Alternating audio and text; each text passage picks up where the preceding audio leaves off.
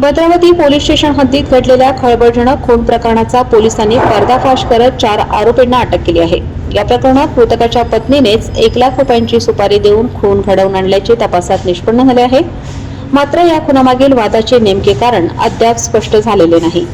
पोलिसांकडून मिळालेल्या माहितीनुसार रवींद्र तुळशीराम कोळमेथे वय 46 वर्ष, राहणार मुधोली, चेक नंबर 02, तालुका चामोर्शी, जिल्हा गडचिरोली असे मृतकाचे नाव आहे।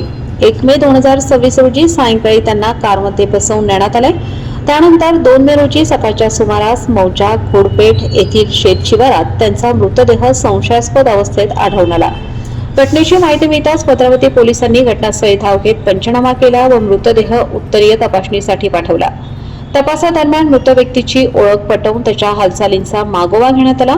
चौकशीत समोर आले की आरोपींनी संगनमताने रवींद्र तुळशीराम कोळमेथे यांचे अपहरण करून त्यांच्यावर कारमध्येच हल्ला केला। त्यानंतर गळा आवळून त्यांचा खून करण्यात आला। गुन्हा लपवण्यासाठी मृतदेह शेत परिसरात फेकून देण्यात आला।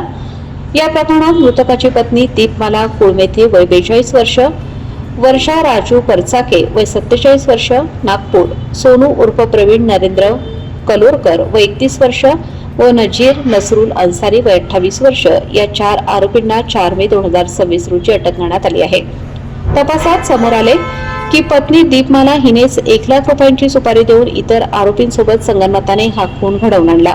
पोलिसांनी गुन्ह्यात वापरलेली मारुती कंपनीची कार क्रमांक MH31 DC 8919 तसेच 3 मोबाईल फोन जप्त केले आहेत। आरोपींविरुद्ध भारतीय न्याय संहितेच्या कलम 103(2), 140(2) व 61(2) अन्वये गुन्हा दाखल करण्यात आला असून वादाचे नेमके कारण शोधण्यासाठी पुढील तपास सुरू आहे।